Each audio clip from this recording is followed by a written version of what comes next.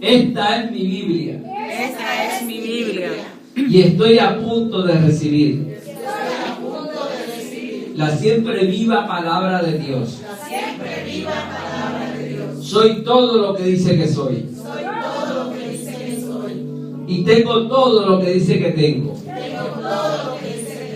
Y puedo hacer todo lo que dice que puedo hacer. Confieso que mi mente está alerta.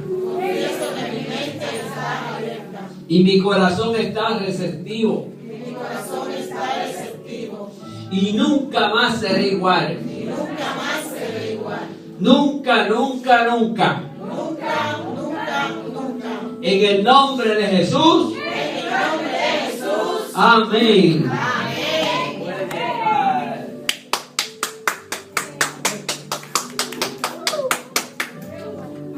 Se pueden sentar. Aleluya.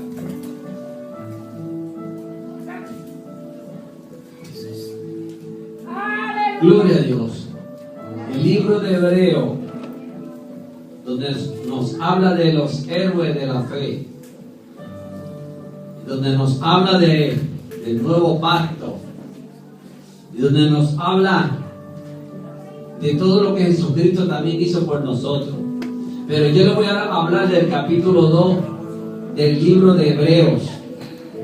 Y sabes, lo voy a leer completo, porque la palabra de Dios es buena, hay que leerla.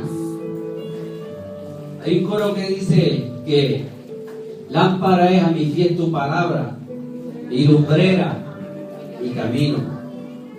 Dios de amor, oye que te llama. Lámpara es a mis pies tu palabra.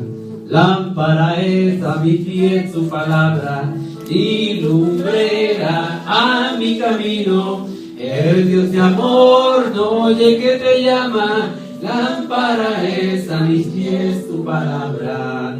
Así que vamos a leer en el libro de Hebreos capítulo 2. Y arriba le dice en letra grande: una salvación tan grande. Una salvación tan grande.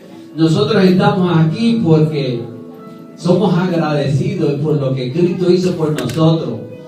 Porque Dios no mirando el pasado, sino que nos rescató. Y aquí lo vamos a leer ahorita. La palabra de Dios dice que esto es una salvación grande porque costó sangre. No tan solamente la sangre de Jesucristo, sino que para que esta Biblia hoy en día usted la estuviera en sus manos, costó mucho derramamiento de sangre. La sangre de los apóstoles, la sangre de otros peregrinos, la sangre de patriarcas, la sangre de personas que tenían que esconder las escrituras para que no fueran destruidas, que no fueran quemadas. Y por esa sangre también hoy en día nosotros gozamos de esta palabra de Dios. Pero esto pasaron muchos años, miles y miles de años. Y dice el capítulo 2 de Hebreos, dice: por tanto es necesario que con más diligencia. Si te dice que por tanto es necesario, quiere decir que tienes que hacerlo. Es necesario. Y todo lo que es necesario tenemos que hacerlo. ¿Sabe por qué? Porque estamos hablando de una salvación grande. Que con más diligencia atendamos las cosas que hemos oído. Cosas que hemos oído. No sea que nos deslicemos. Porque si la palabra dicha por medio de los ángeles fue firme, y toda transgresión y desobediencia recibió su retribución, o sea, su pago. La 3 dice forma de pregunta: ¿cómo escaparemos nosotros si vamos a descuidar una salvación tan grande? ¿Cómo vamos a escapar? La cual, habiendo sido anunciada primeramente por quién, por el Señor cuando estuvo en la tierra, nos fue confirmada por los que lo oyeron, los apóstoles, testificando Dios juntamente con ellos. ¿De qué manera Dios se manifestaba con ellos? Pues aquí lo dice también: con señales y prodigios y diversos milagros y repartimiento del Espíritu Santo. ¿Se acuerdan en Hechos capítulo 2? Repartimiento del Espíritu Santo según su voluntad. No es la voluntad nuestra, sino de Él. El 5: porque no sujetó a los ángeles en el mundo venidero, acerca del cual estábamos hablando. Pero alguien testificó en cierto lugar diciendo, En forma de pregunta, ¿qué es el hombre para que te acuerdes de él? ¿O el hijo del hombre para que lo visites? Después dice el 7, le hiciste un poco menor que a los ángeles, le coronaste de gloria y de honra, y le pusiste sobre las obras de tus manos.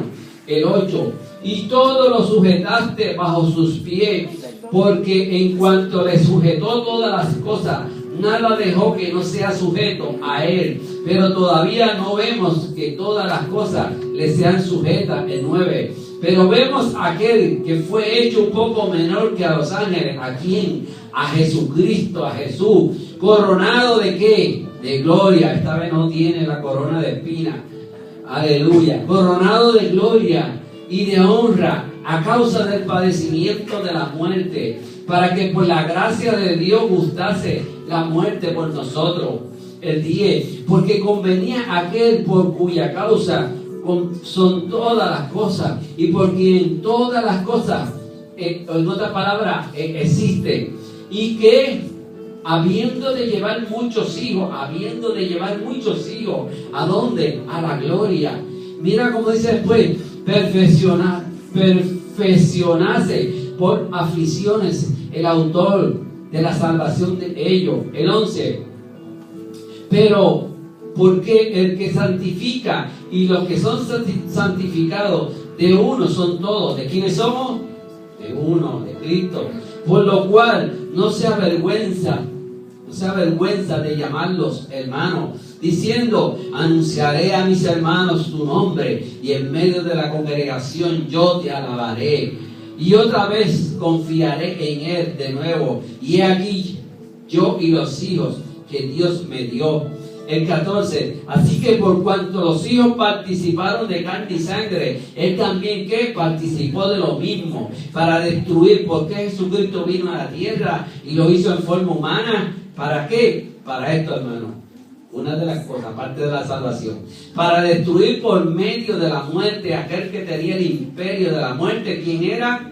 Esto es el diablo. Dice que ya ese imperio no le pertenece. El 15, y librar a todos los que por el temor de la muerte, así que no puede haber temor de muerte en tu vida, librar a todos los que por el temor de la muerte estaban durante toda la vida sujetos a esa servidumbre. El 16, porque ciertamente no socorrió a los ángeles, sino que socorrió a la descendencia de Abraham, por lo cual debía ser en todo semejante a sus hermanos, para venir a ser misericordioso y fiel sumo sacerdote en lo que Dios se refiere, para expiar los pecados del pueblo.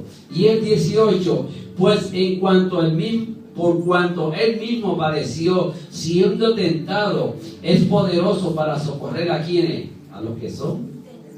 Él fue tentado, siendo tentado, dice que nos está socorriendo a nosotros cuando viene ¿qué? La tentación. Cada vez que ustedes vayan a leer la palabra, hagan esto. Dice aquí. En cada capítulo ustedes van a poner el tema y ustedes van buscando las palabras clave. Por ejemplo, aquí dice, por tanto es necesario que con más diligencia, usted apunta, necesario. ¿Por qué es necesario? Número 2, espérate, aquí me está hablando a mí de lo que es ser uno diligencia, ser uno diligente. Después me dice, las cosas que hemos oído. No sea que pues que nos deslicemos, y lo van apuntando.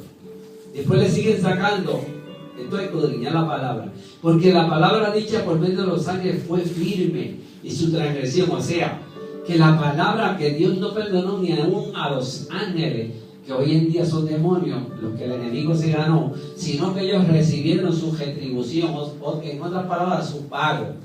Cuando fue enviado Satanás a la tierra, por haberse rebelado contra Dios, la tercera parte de los ángeles que él se ganó, Dios tampoco los perdonó, sino que los arrojó sobre la tierra. Y otro grupo de ángeles más que están en prisiones eternas, dice Pedro, que están separados para el día del gran juicio, cuando estén pasando por la gran tribulación. Esos van a ser sueltos para ese tiempo. Así que Dios les dio oportunidad, pero ellos no la quisieron. Y aunque fueran ángeles, Dios no se vende con nadie ni tiene nenes lindos. Nosotros tenemos que, ¿qué? Por eso dice la palabra empezando en el libro de Hebreos capítulo 2. ¿Cómo escaparemos nosotros si nosotros podamos perder una salvación tan grande? ¿Por qué es importante la salvación para nosotros y amigos que nos están escuchando? ¿Por qué es importante la salvación? Porque la palabra de Dios dice que sin salvación no hay perdón, sin salvación no hay vida eterna, sin salvación vamos camino ¿a dónde? A la perdición. Sin salvación lo que nos espera a nosotros es camino de muerte. La palabra de Dios dice que hay caminos que parecen caminos derechos, pero su fin es camino de ¿qué? De muerte. Hoy en día usted que en un momento conoció las cosas que eran del mundo, usted puede comparar y decir, wow, cuando yo estaba en el mundo, ¿qué cosas pasaban? Y ahora que estoy en la iglesia me pasan estas cosas. Y empiezan a hacer unas comparaciones. Y entonces quizás el enemigo o la carne te dice, pero yo no pasaba tantas situaciones tan fuertes como las estoy pasando ahora. ¿Sabe por qué? Porque tú le diste la espalda a Dios, al diablo, perdón. Y entonces le dijiste al Señor, Señor, me rindo a ti. Yo no voy a seguir en este mundo. Por eso dice la Biblia que todo el que ama el mundo y las cosas del mundo no puede ser de Dios. Entonces el enemigo, ¿qué es lo que hace? Wow, me dio la espalda, ahora le sirve a Dios. Y la palabra de Dios dice que hay dos señores. O le sirvo a Dios o le sirvo al diablo. Aquí lo dice la palabra. Jesucristo también lo mencionó. ¿Por qué es importante mencionarlo? Al enemigo, el ladrón o el que está haciendo, el que está jugando alrededor de su casa por todo el barrio, no le gusta que lo descubran. Y mientras menos, aunque investiguen y menos digan de él, mucho mejor, porque así puede robar con más libertad. Por eso dice la palabra que él vino para matar, hurtar y destruir. Y cuando nosotros hablamos de él, pues a él no le gusta, porque ¿de qué cosas buenas podemos hablar del diablo? Señor nos reprenda. ¿Qué cosas buenas podemos hablar? Si el mismo Jesús no podía hablar cosas buenas de él, sino que él mismo le dijo que anda como león rugiente buscando a quien devorar. Se lo decía a los discípulos, mira, por ahí anda fulano de tal que se llama el diablo y anda como león rugiente, o sea, anda como león rugiente, hace ruido como un león, pero acuérdense que el león verdadero soy yo. Porque dice la palabra que él es el león de la tribu de Judá. Entonces te dice la palabra que es necesario. La palabra también dice que es necesario que le crea a Dios y que se acerque y que crea que le hay. ¿Para qué? Para que haya perdón para nuestros pecados. Él también nos dice que es necesario.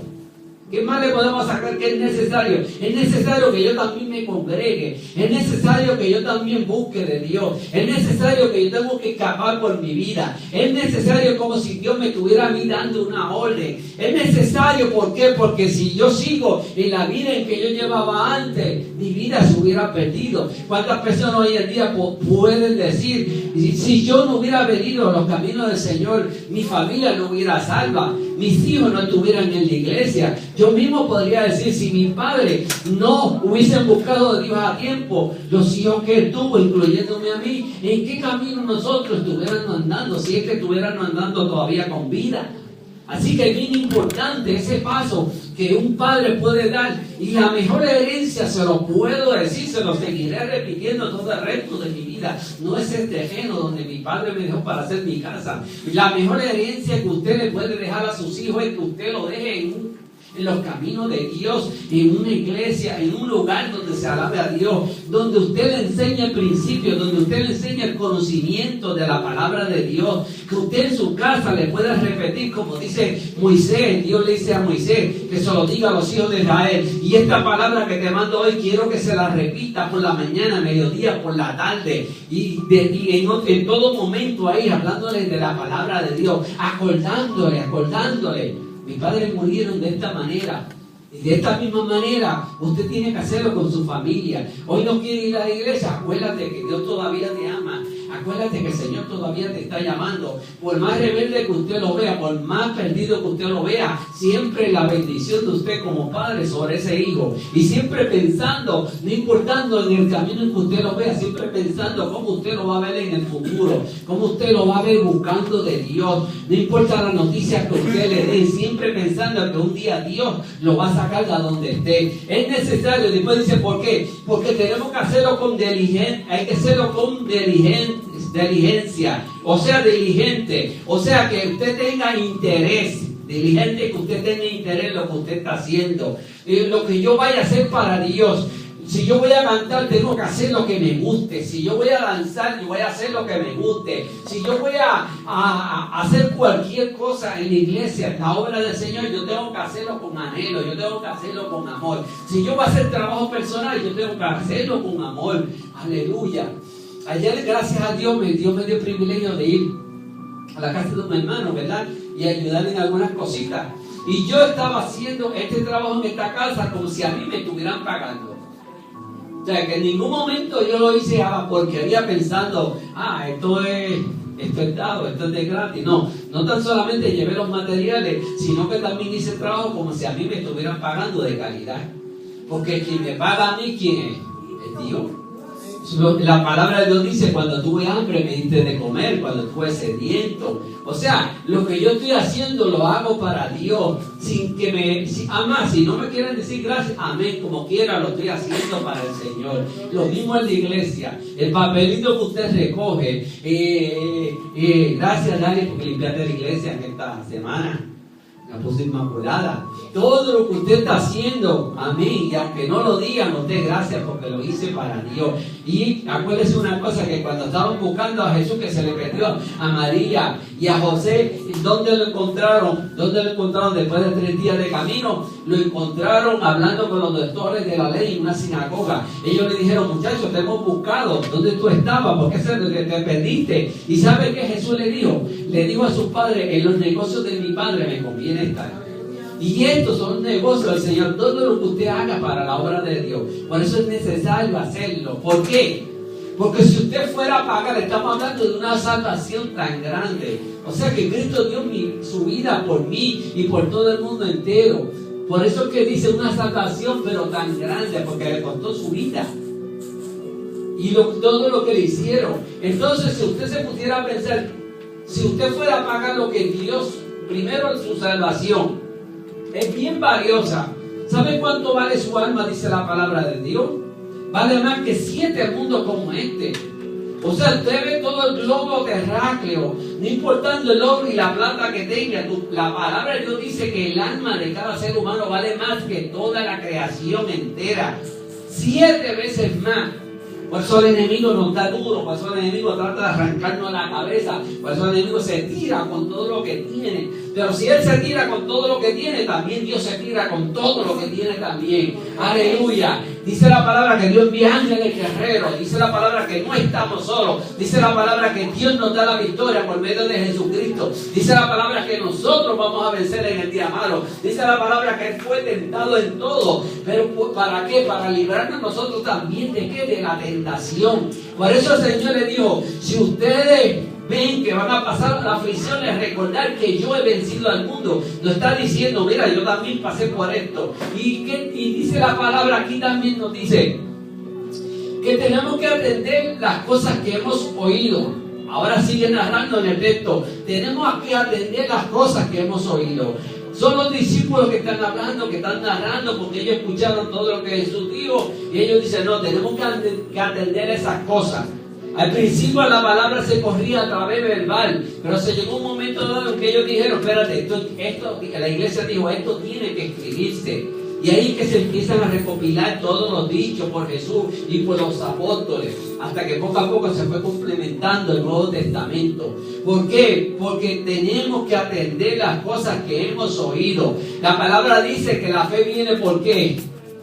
Por el oír. ¿Por el oír qué? El bochinche, el revolú, no. Eso que te trae es muerte, destrucción. Por el oír, tenemos que tener cuidado que escuchamos. Por el oír la palabra del Señor. Cuando usted escucha la palabra de Dios, la palabra dice que te hace sabio.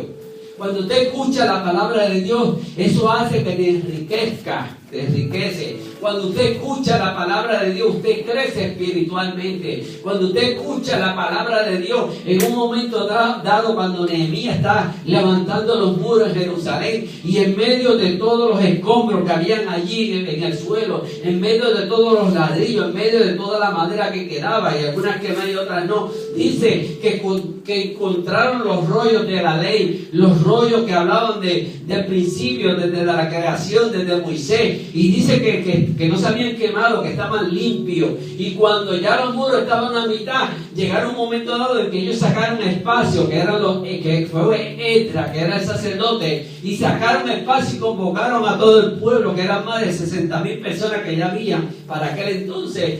Y en medio de la plaza empezaron a leer las escrituras, que eran parte del Antiguo Testamento. ¿Y sabe qué? Si a usted se cansa por escuchar o por leer un capítulo de la Biblia, dice la historia en el libro de Nehemías, que estuvieron desde por la mañana hasta el mediodía escuchando lo que el sacerdote Esdras le estaba diciendo con relación a la palabra de Dios. Y dice una cosa bien importante, dice, y ellos escuchaban con todo el entendimiento, desde el más pequeño hasta el más grande. O sea, que tenían hambre de la palabra de Dios, que querían saber qué decían esos rollos del libro, y ponían atención a lo que estaban diciendo. Por eso aquí dice, tenemos que atender las cosas que hemos oído. ¿Y ellos qué? Estaban escuchando. ¿Por qué? Atendiendo la palabra del Señor. Y nos dice la historia que cuando Esdras terminó, el pueblo, fíjate si escucharon bien la palabra y llegó a su corazón, que el pueblo empezó a llorar y a gemir y a decirle, hemos pecado contra Dios, no hemos rebelado contra Él, no hemos guardado su palabra. ¿Por qué ellos tuvieron que decir esto? Pero alguien tuvo que leer la escritura, alguien tuvo que soltarle. La palabra de Dios dice que ¿qué? ¿Cómo creerán ellos si nosotros no le hablamos de la escritura? Si nosotros no somos enviados, dice el libro de Isaías. Por eso es importante sacar tiempo para la palabra, para nuestros hijos, para la familia. ¿Qué hermano dice? No podemos descuidar nuestra salvación. Cuando te dice que no podemos descuidar nuestra salvación. Si alguien te preguntase a ti, ¿tú eres salvo? Mira hermano, por más tu flaco que usted se encuentre, usted dígale que sí. Aunque por dentro empiece pensando y diga, wow, ¿seré yo salvo? Me faltará. Ayer dije esto, hoy dije esto otro. Mira, la palabra de Dios también dice, bastante claro, si el justo con dificultad se salva, ¿a dónde va a parar el impío y el pecador?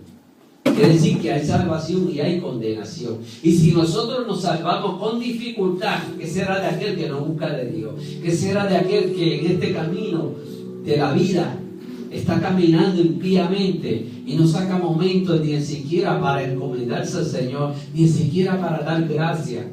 Ahora usted ve que de cada rato llueve y ya hay algunas personas que ya como que están refunfuñando, como que se están quejando. Espérate que se le está yendo la mano a Dios. A Dios no estuvimos casi un año completo, que hacían hasta vigilia, que oraban las 24 horas pidiendo lluvia, que ya no, las empresas ya estaban llegando hasta el fondo, que ya las personas, no sé si a algunos les gustando ya la idea, ya muy poco se bañaban, ¿verdad?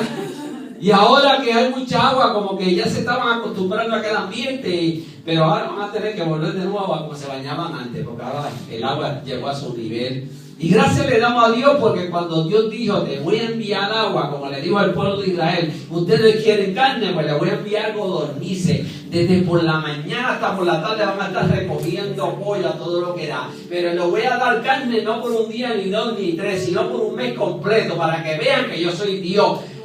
Para que se dejen de estar quejándose que había más comida en Egipto que en el desierto, y en medio del desierto Dios le envió carne, venían codornices de las partes allá del mar del Mediterráneo, a tal punto que eran más de 600,000 hombres, y Dios le envió codornices que ellos no daban abasto. Dice que el menos que recogía, la cantidad era demasiado grande. Porque si Dios multiplicó allá los panes y los peces, que es imposible para Dios. Y en un desierto Dios envía el agua, y en un desierto Dios envía el carne, y en un desierto Dios suplirlo todo, y en un desierto por 40 años que tus ropas no se envejezcan, que tus zapatos no se dañen, ni se suelten, ni se rompan. Ese es el poder de Dios, Dios obrando sobre lo natural. Por eso el Señor dijo, he aquí que no le faltará nada. Entonces, si aquí me dice, ¿por qué yo no debo de descuidarme de mi salvación? Que tengo que cuidarla con temor y temblor, dice el libro de los Hebreos. ¿Por qué? Porque esto costó sangre, como le dije ahorita. ¿Por qué? Porque aquí el movería que ustedes hagan, usted va a qué. Usted va a qué, hermano. La Biblia dice, no contristéis el Espíritu de Dios por el cual tú fuiste sellado. No lo contriste. Y yo lo puedo contristar de diferentes maneras.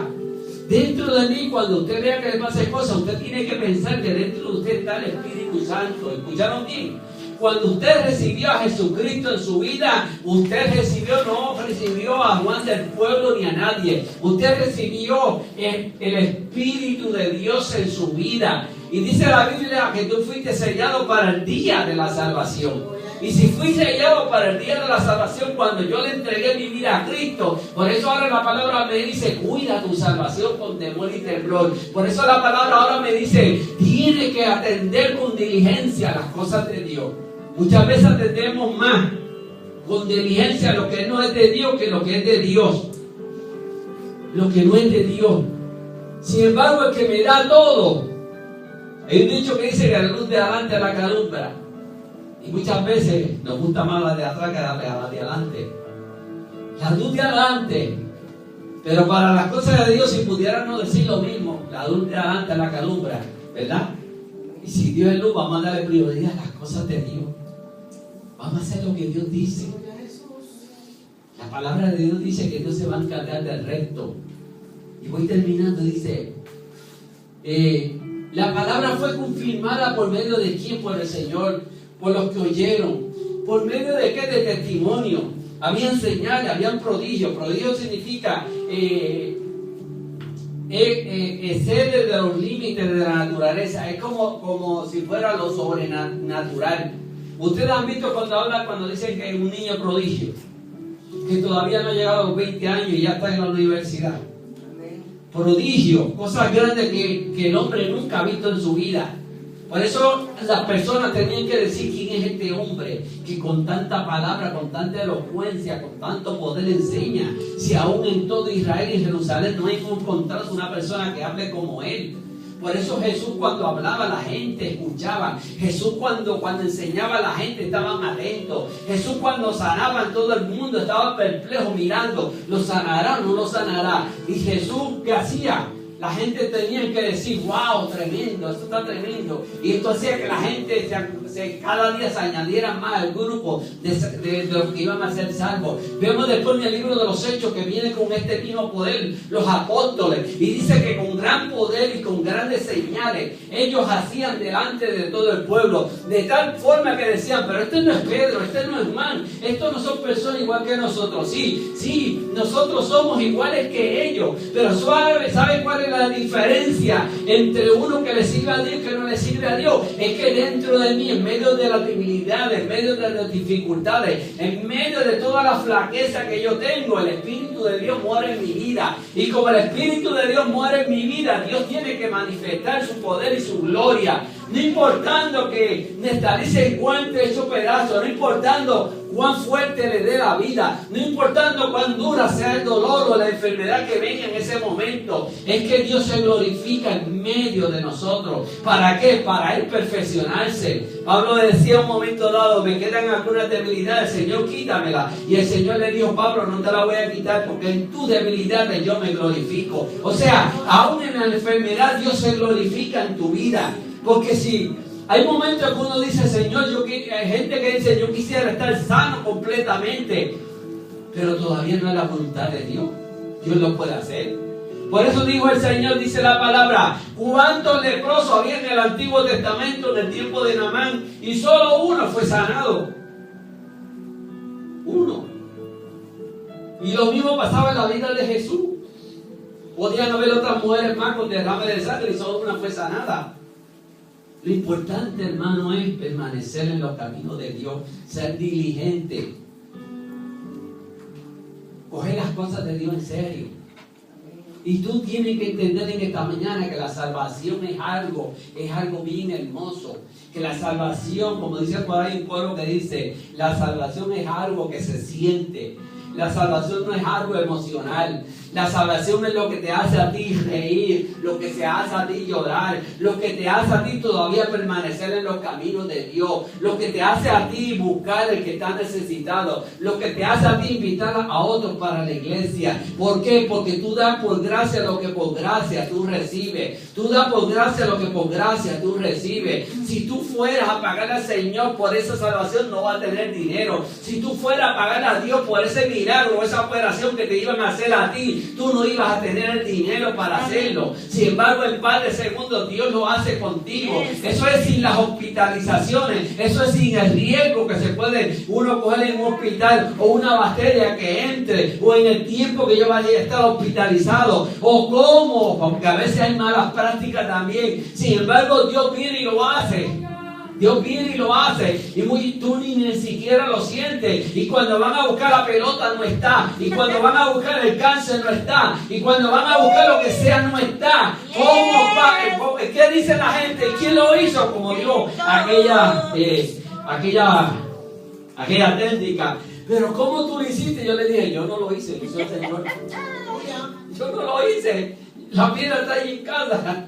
Pero yo no lo hice, lo hizo el Señor. Gracias, papá. Así, hermano, Dios es grande. Y si Dios es grande, nosotros tenemos que hablar de la grandeza de Dios con alegría, con gozo. Hágalo con alegría, con gozo. Aprenda a ser agradecido en esta vida.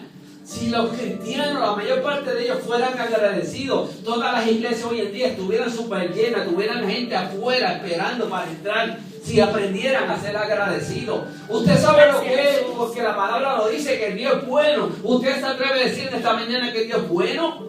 La palabra de Dios dice que Dios es que es amor. Usted es amor también. La palabra de Dios dice que Él es todo perdón, porque Él es perdón. Él dijo, frente a la cruz, Padre, perdónanos, porque no saben lo que hacen. ¿Se atreverá usted a decir lo mismo contra su enemigo? Con aquel que le fastidia la vida todo el tiempo, con aquel que todo el tiempo está machacando y machacando y machacando, y ya lo tiene con migraña a las 24 horas del día, sea un familiar, un vecino, lo que sea. Sin embargo, Jesús, mira cómo lo tenían, mira cómo lo habían martirizado, y decía, Padre, perdónanos, porque no saben lo que hacen. Entonces luego Juan, que ve todo eso, uno de los apóstoles, más tarde escribe ya en el libro de Juan y dice, hijitos míos, un nuevo mandamiento os escribo, que se amen los unos a los otros, como yo también los he amado. Dice la historia que a Juan, ya viejito, porque fue el único que no murió como los demás, ya lo llevaban ya como si fuera así, y dos personas como en forma de silla, ya lo llevaban ya viejito en el templo, cuando ya él decía estas palabras. Ya no podía hablar mucho, pero él decía, hijitos míos, unas últimas palabras le voy a decir. Ya no puedo hablar mucho, va a hablar poco, pero un nuevo mandamiento os doy, que se amen los unos con los otros, como yo también los he amado. Porque eso fue lo que dijo Jesucristo, que aprendamos a amarnos, que aprendamos a perdonarnos, y que aprendamos, hermanos, sobre todas las cosas, aprendamos a ser pacientes, aprendamos a tolerar a los demás. Cuando viene esa palabra, aguántela, no la diga. Diga, Señor, aguanto mi mano, Señor, aguanto mi boca, que por mi boca salga bendición, no maldición, que por mi mano, en vez de salir el puño, salga la mano para abrazar, para estrechar. Jesucristo lo hizo. Así que la salvación que hay en ti, que hay en mí, no dejes que nadie lo saque de los caminos de Dios. No dejes que ni la ira, ni el enojo, ni la contienda, nada lo despegue. Ya que has puesto tu pie en el arado, no tome tu mirada hacia atrás, dice la palabra. Ya vas a mitad de camino, ¿qué va a hacer? Volver atrás para empezar de nuevo. Sí, ya estamos llegando a la meta. Eso es cosa de tonto, hermano. Hay que ser sabio. La palabra dice, hay que ser entendido. Si ya he recogido la mayor parte del camino, he sufrido, como dice el himno, sufrido, estoy llegando ya al otro lado. Las señales están cumplidas. A punto de levantarse la iglesia está. No, hermano, no permita que nadie haga que esa salvación se pierda. Todo lo recogido en el camino, mire para atrás nada más para acordarse y decir: yo tengo que seguir a Cristo, solo a Él. No siga al hombre, solo a Cristo. Vamos a estar en pie.